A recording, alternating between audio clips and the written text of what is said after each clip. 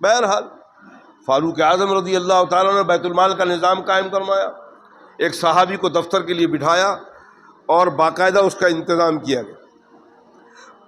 بہت بڑا کام ہے یہ، میں کہہ رہا ہوں آپ سن رہے ہیں، لیکن جس وقت یہ کام ہو رہا تھا مدینے کے شہر کے لوگوں کے ایک ایک گھر کی خبر، کتنی بیوائیں ہیں، کتنے یتیم بچے ہیں، کتنے لوگ ہیں، کن کے گھر میں عورتیں ہیں، کوئی کمانے والے نہیں ہیں، کون سی عورتیں ضرورت مند ہیں، کیا معاملہ ہے۔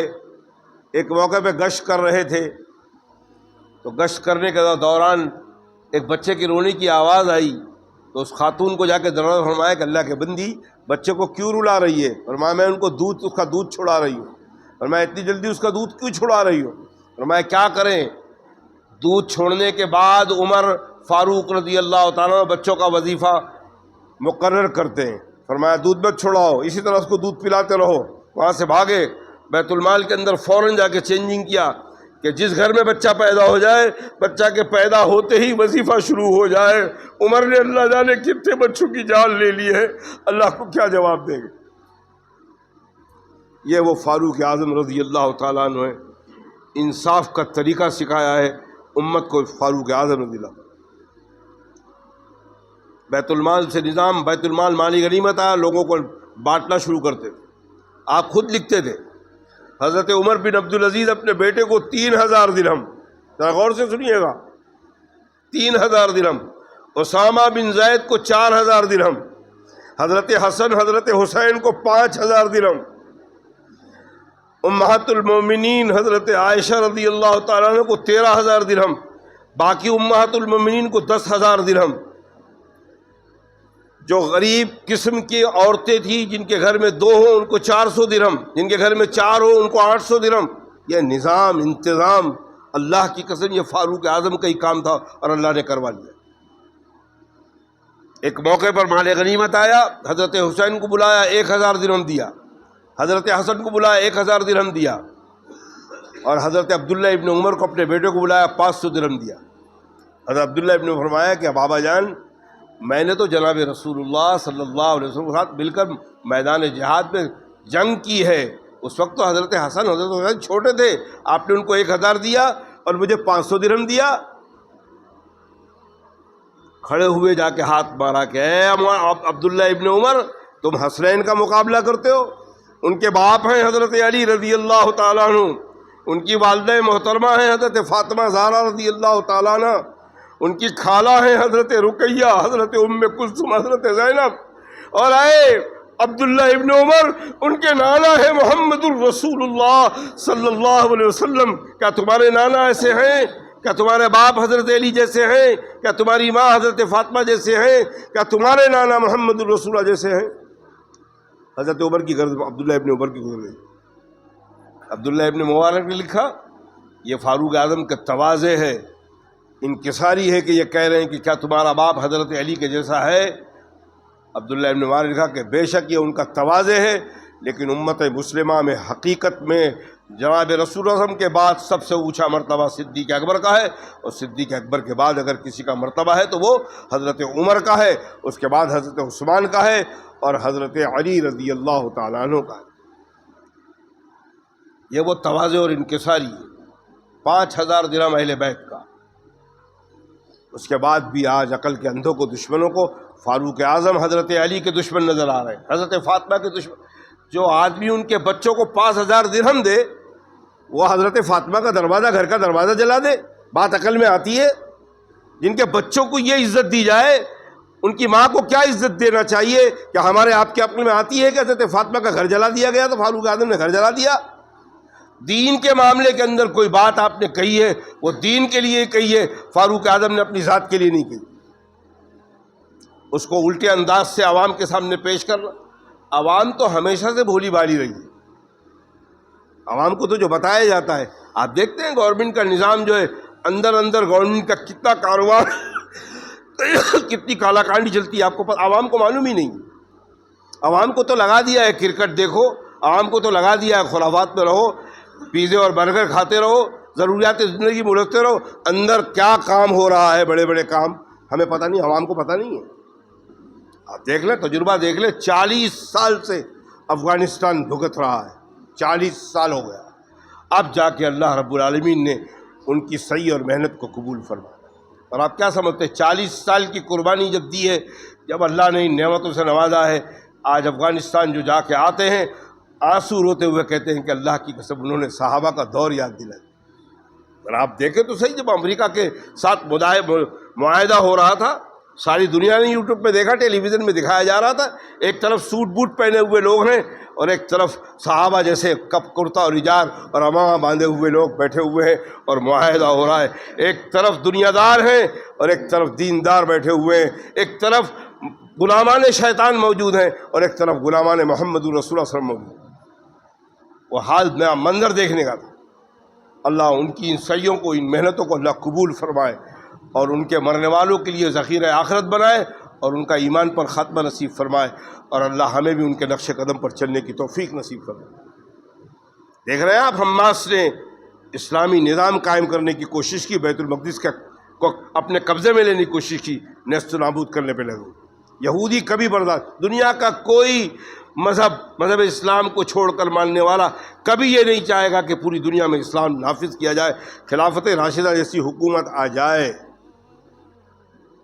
اور سب سے بڑی بات یہ ہے کہ اتنی گہرائی سے یہودیوں نے پڑھا ہے کہ مسلمانوں کے اندر، مسلمانوں کے بیچ میں رہنے والے غدار کس انداز سے بنائے جائیں، یہ اس کا ہنر بہت اچھی طرح جانتے ہیں۔ اور اس کے لیے اسٹوری پڑھی ہے انہوں نے صلاح الدین ایوبی رحمۃ اللہ علیہ۔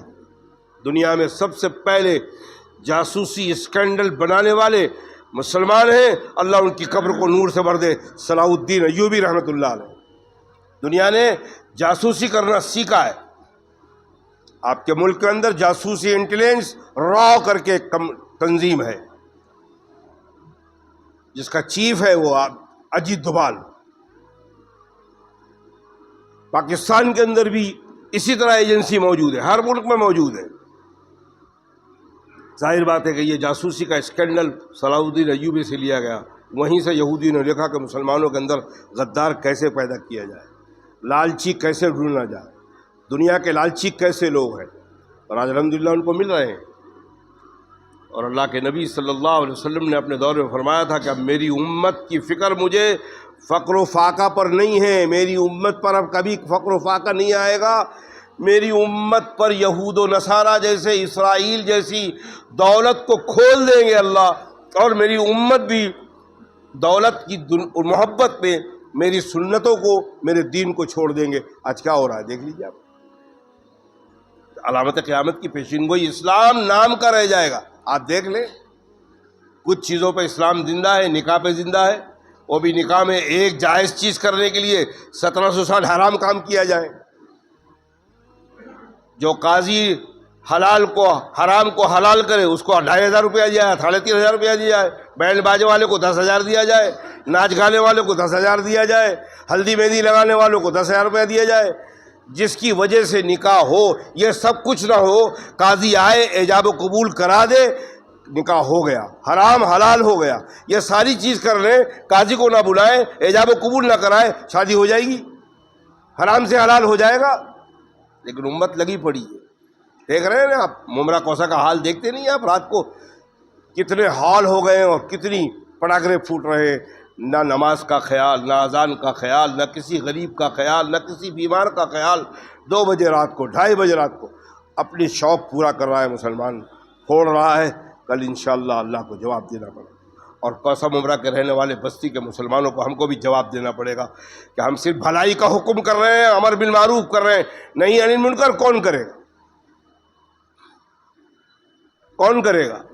یہاں اسی محلے میں جب یہاں رہتا تھا، ایک لڑکے نے وہاں سے یہ ناکے سے لے کر بم لگایا تھا نورانی ہوٹل کے آگے تک، بم پھوڑنے کے لیے۔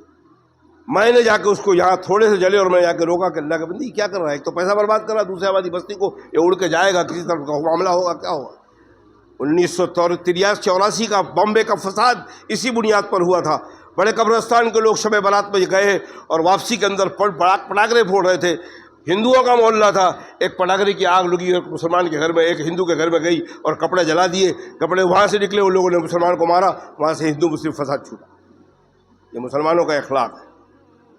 آج آپ کو پتہ ہے یو پی کے مسلمانوں نے کیا کارنامہ کیا ہے؟ اللہ ان کارنامے کو کمبھ کے میلے کے اندر پوری میڈیا اس کو خبر نہیں دے رہی ہے، بتا نہیں رہی ہے کہ کتنے لاکھوں کی تعداد میں لوگ مرے ہیں۔ اسی چیز کو اب ڈیوائیڈ کرنے کے لیے یہ جو اجتماع ہوا ہے، وہاں ایک ہیلمٹ سے ایک شخص نے کو مارا، کوئی ایک غیر مسلم مر گیا ہے، اب اس کو میڈیا ہوا دے رہی تاکہ کمبھ کے میلے کو بھول جائیں۔ کمبھ کے میلے کے اندر جو حادثات ہوئے ہیں، اتنی کثرت سے لوگ مرے ہیں، اور اس پہ جو ہندو بھاگے ہیں، مسلمانوں نے اپنی مسجدوں کو کھول دیا ہے اور مسجدوں میں رہنے دیا۔ اللہ کرے ہم یہی اخلاق اپنا لیں، اس ملک سے انشاءاللہ کفر مٹ جائے گا، اسلام پھر زندہ ہوگا انشاءاللہ۔ یہ ہمارا اخلاق ایسا ہونا چاہیے۔ آپ کے محلے میں آپ نے دیکھا نہیں، جب 26 جولائی کا معاملہ آیا تھا، اسی جگہ پر بیٹھ کے ہم لوگ، یہ ہماری اقصی مسجد کا جو کنواں، آج وہ کنواں بھی بند ہو گیا، اللہ رحم فرمائے وہ کنواں، جس سے ہم نے 26 جولائی کے اندر یہاں سے لے کے کلوا اور دیوا تک کے ہم نے پانی برباد کیا، اور اسی پانی سے کھچڑی بنا بنا کر ہم نے کلیان سے لے کر کہاں تک ہم نے پہنچایا۔ غیر مسلم روتے تھے ہم لوگ جب کھینچ لے کے جاتے تھے۔ یہ آپ کے کوثر ممرہ سے معاملہ کیا، 26 جولائی کا معاملہ، یہ وہ اخلاق ہے۔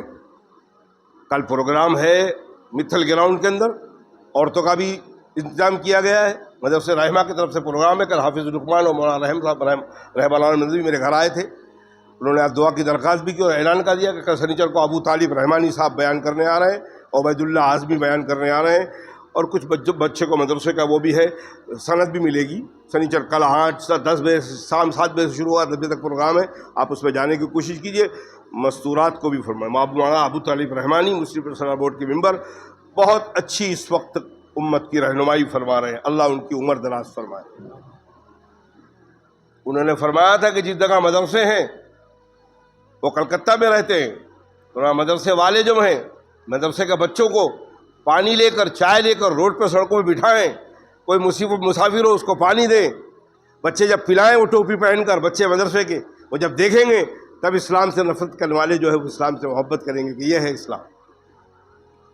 ہم پانی پلائیں گے، ہم پڑوسی کو پانی نہیں، اپنے ماں باپ کو پانی پلاتا نہیں نوجوان بیٹا، یہ ہم پڑوسیوں کو پانی پلائیں گے، ہم غیروں کو پانی پلائیں گے۔ ہمارا اخلاق دیکھ رہے ہیں، خود غرضی سیلفش کا انداز دیکھ رہے ہیں۔ اسکوٹر کھڑا کیا تو وہ کھڑا کیا، اس کے اپنی سہولت کھڑا کیا، آنے والوں کو کیا تکلیف ہو، جانے والوں کو کیا تکلیف ہو۔ ذرا روڈ پہ آپ جائیے اور مسلمانوں کا کیریکٹر، مسلمانوں کا اخلاق، مسلمانوں کا کیسا اخلاق ہے اور کیا ان کے اندر ڈسپلن ہے دیکھیں آپ۔ اور وہی تھانہ چلے جائیں گے، کلوا چلے جائیں گے تو ایسی اسکوٹر کو اپنی کھڑا کریں گے قانون کے حساب سے۔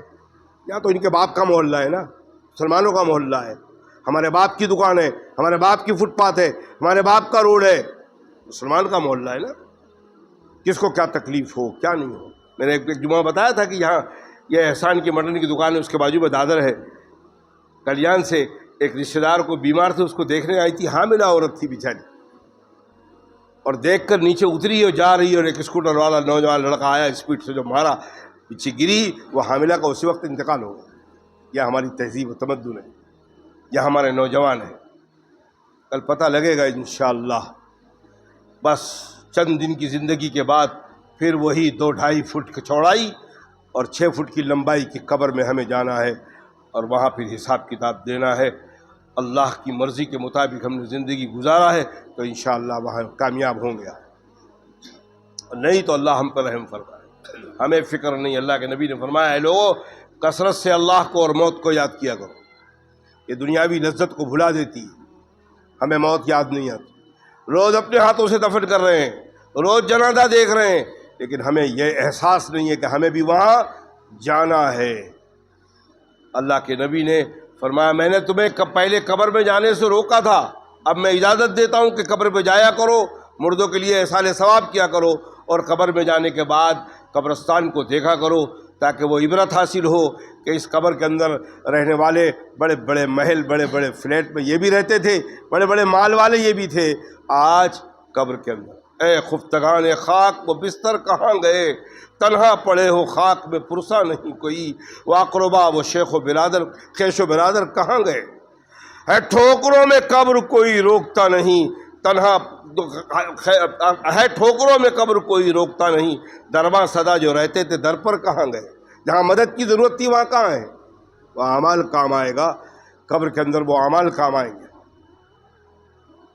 تب یہ سب شاعر نے جب پوچھا تو قبر سے جواب آئی، شاعر خود پڑھ رہا ہے، ایک قبر سے یہ آئی ندا پوچھتا ہے کیا، بڑے بڑے سوال کر رہا ہے، قبر کہہ رہی ہے پوچھتا ہے کیا، ممتاز دیکھ لینا تو مر کے کہاں گئے، تو بھی یہی آئے گا میرے دامن میں، میرے چھنگنجے میں تو بھی آئے گا، دیکھ لینا کہاں گئے۔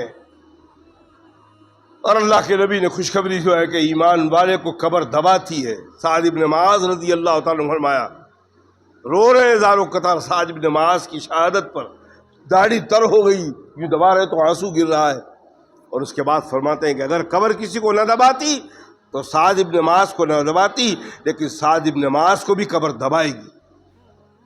صحابہ تڑپ گئے، صحابہ نے پوچھا یا رسول اللہ ہم لوگوں بھی قبر دبائے گی؟ اللہ صحابہ کرام پر کروڑوں رحمت نازل فرمائے، ہمارے لیے کتنی آسانی پیدا کر دے۔